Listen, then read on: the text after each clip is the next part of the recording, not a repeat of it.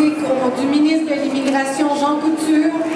Il a été directeur de cabinet du ministre Gérald Godin, agent de liaison avec les communautés culturelles au gouvernement du Québec. Il a aussi été président de la Société générale de Saint-Jean-Baptiste.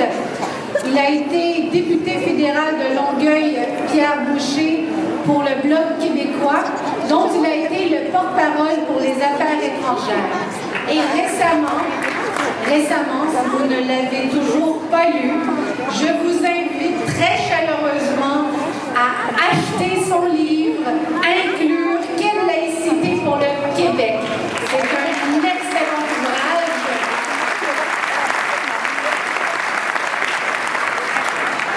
Un petit bijou qu'on dévore tant pour son contenu que pour ses arguments. Si vous avez des besoins d'arguments pour discuter avec des gens qui sont en faveur de la charte et déboulonner les mythes qu'ils véhiculent, je vous invite après l'événement, si vous n'avez toujours pas l'ouvrage, M. Dorion vendra son livre au prix de 20 $ à l'extérieur de la salle. Voilà, applaudissez chaleureusement. La voix du peuple dit non à la charte. La voix du peuple dit non à la charte. La voix du peuple dit non à la charte. La voix du peuple dit non à la charte. La voix du peuple dit non à la charte. Mes chers compatriotes, salam alaikum. Wa alaikum salam wa rahmatullah. Merci d'abord à Bel-Agir. Quel beau nom, quel beau programme. Eh oui. Il nous rassemble aujourd'hui autour de valeurs d'humanité, de justice, de bienveillance, de tolérance, de solidarité, qui doivent être les vraies valeurs du Québec.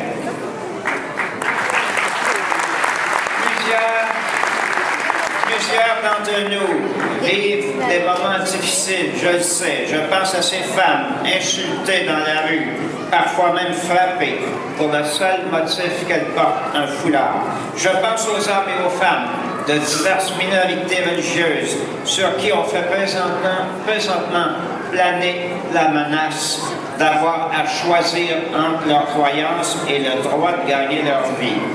Cette menace, j'en suis convaincu, ne se concrétisera jamais. Mais une partie du gâchis qu'elle nous annonçait s'est déjà produite en donnant aux pulsions haineuses de quelques-uns une apparence de caution morale de l'État. Pourtant, la situation actuelle a aussi de bien beaux résultats, en particulier celui de rapprocher les personnes de bonne volonté de tous les courants politiques, de toutes les croyances et incroyances, pour nous mobiliser ensemble comme dans chacun de nos milieux, dans la défense et la promotion des vraies valeurs. Pour ma part, j'ai voulu y contribuer en fondant un groupe dans le milieu indépendantiste où je milite depuis plus de 50 ans qui s'appelle les indépendantistes pour une laïcité inclusive. Et je l'ai fait aussi en publiant le livre dont on vient de parler. Merci pour le commercial. Après moi, Pauline Marois, touche pas à ma foi. Pauline Marois, touche pas à ma foi. Pauline Marois, touche pas à mes droits. Pauline Marois, touche pas à mes droits. Vous savez, au-delà des déclarations intolérantes, au-delà des gestes blessants, mais qui sont quand même le fait d'une petite minorité de la population et même d'une petite minorité des partisans de la Charte, au-delà des sondages qui se contredisent, dans le combat que nous menons ensemble, nous continuons à marquer des points. La société civile, par la voie d'une multitude d'institutions et d'organisations, s'est prononcée contre cette charte des valeurs. Et on va le voir encore plus lorsque des mémoires sont apportées à la commission parlementaire à Québec au cours de l'année qui vient.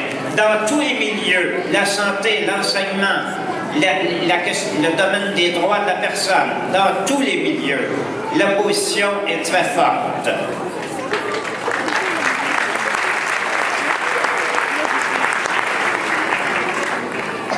Ce que j'aimerais dire en terminant, c'est quelque chose de très personnel. Ces manifestations auxquelles nous avons participé et toutes les luttes que nous menons depuis quelques mois sont aussi, pour moi, une occasion de retrouver l'esprit qui prévalait dans le mouvement nationaliste québécois des années 60, 70, 80. La générosité, la solidarité humaine, de retrouver l'époque où le journaliste René Lévesque était interdit de séjour en Algérie par les colonialistes français à cause de ses reportages trop critiques et de la sympathie qu'il manifestait pour le peuple algérien.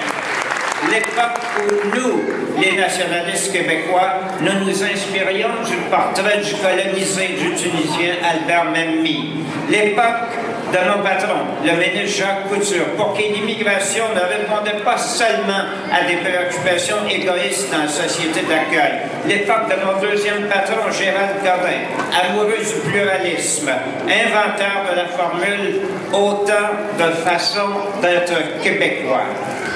Oui, le combat que nous menons ensemble présentement est un combat noble, inspirant, et je suis sûr que le Québec va en sortir grandi. Merci beaucoup. Dis après moi, le Québec, c'est chez nous. Le Québec n'est pas la France. Le Québec, c'est chez nous. Le Québec n'est pas la France. Le Québec, c'est chez nous. Le Québec n'est pas la France. Le Québec, c'est chez nous. Le Québec n'est pas la France. Voilà, j'ai la tâche ingrate de vous couper le sifflet de vos joyeux slogans, mais c'est pour inviter notre prochain invité, M. Stéphane Gendron. Donc, il est avocat historien de formation. Il a aussi enseigné au sein de diverses institutions collégiales du Québec. Il a été conseiller politique à l'Assemblée nationale, ainsi que du ministre de l'Immigration de 1994 à 1996. Vous le connaissez aussi en tant que l'ancien maire de la ville de Huntingdon, dont il a été jusqu'à tout récemment, pendant 10 ans. Mais vous le connaissez sûrement surtout de par son implication médiatique à la radio et à la télévision. Et vous pourrez aussi découvrir le documentaire Les Autres sur l'expérience migrante au Québec que vous verrez au cours des prochaines années au Canada. Donc, merci, M. Gendron.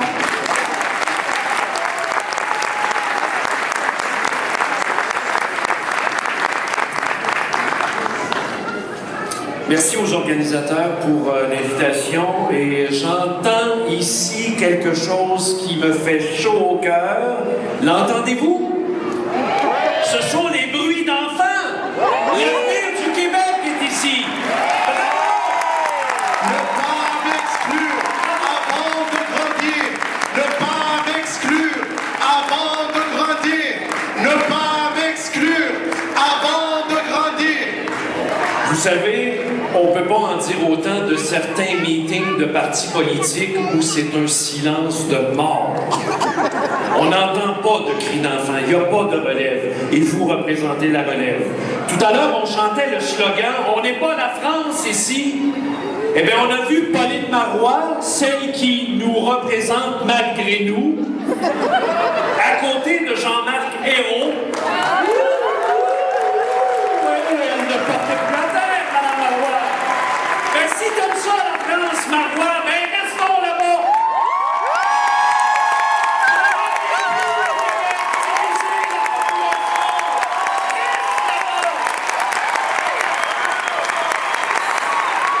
Citer la France comme modèle d'intégration, le pire exemple sur la planète. On l'a vu dans la révolte des banlieues, l'exclusion, le chômage endémique parmi nos confrères et nos consoeurs. C'est ça qu'on veut faire ici. On veut répéter le modèle français. maghrébine. 30% de chômage chez des gens qui ont des diplômes universitaires et qui sont plus instruits que la majorité.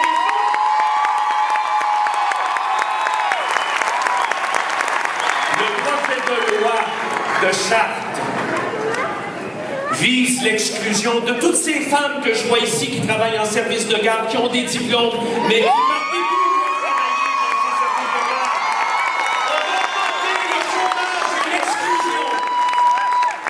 Vous savez ce qui va arriver, comme tous ces chauffeurs de taxi qui, au risque de leur vie, avec des diplômes universitaires, sont exclus, ne sont jamais convoqués en entrevue parce qu'ils s'appellent Mohamed.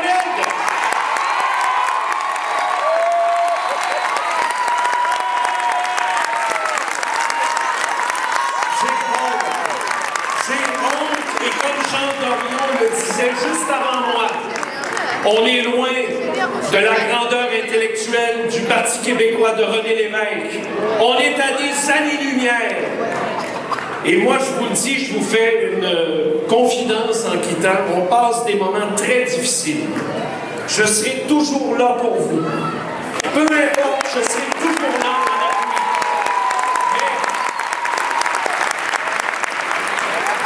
appui. Et j'en parle régulièrement avec mes propres enfants. Et j'en suis rendu malheureusement à cette conclusion. Le Québec m'étouffe et je le dis à mes enfants, si vous avez, malheureusement, si vous avez une opportunité, allez dans des endroits qui ont dit oui au développement, oui à l'immigration, allez en Ontario, allez à Toronto. Allez-y! Si le Québec vous a fait, allez-y! Pauline Marois, on est Québécois, malgré toi. Pauline Marois, tous Québécois, malgré toi.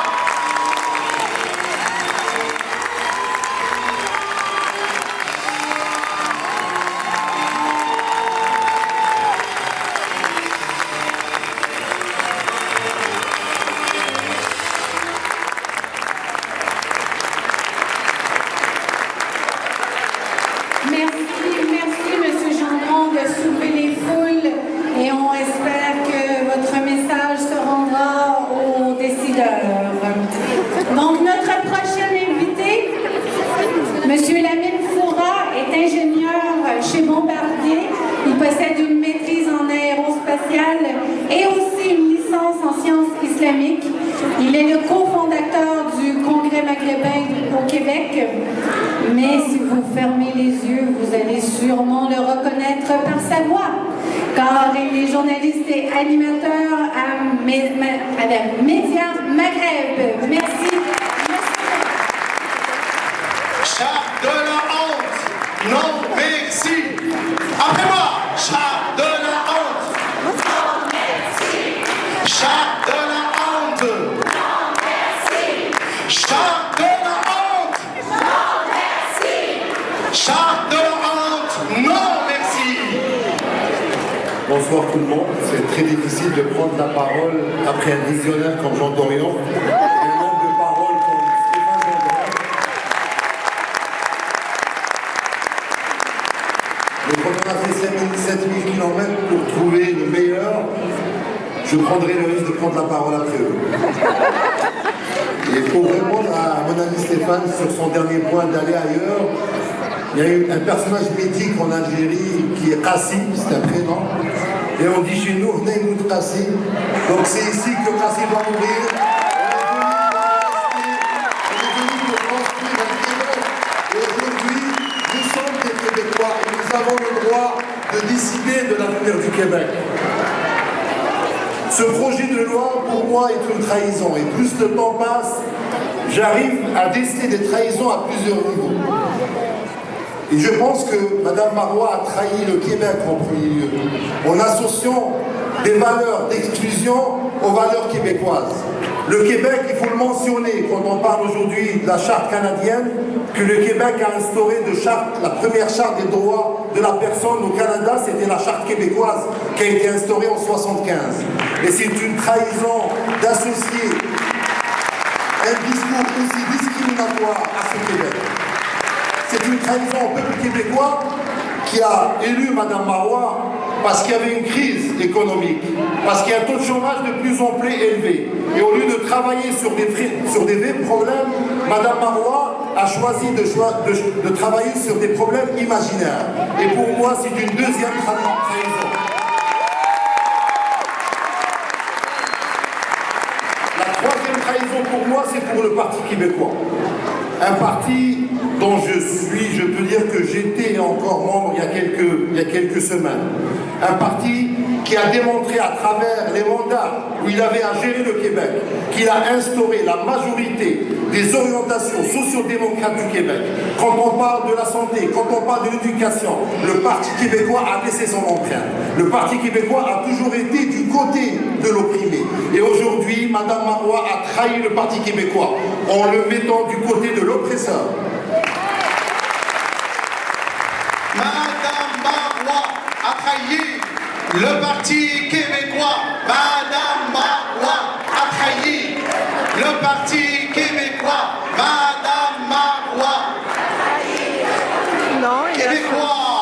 Une autre trahison, c'est surtout par rapport à la souveraineté, par rapport à la mémoire des hommes et des femmes qui ont travaillé sur ce projet qui a été toujours un projet socio-démocrate, un projet ouvert à la diversité, une souveraineté citoyenne, une souveraineté qui se base sur une longue commune qui nous unit. Mais par contre, une diversité. Il faut mentionner que s'il y a aujourd'hui beaucoup de Maghrébins au Québec, c'est parce que la philosophie du Parti québécois, quand il était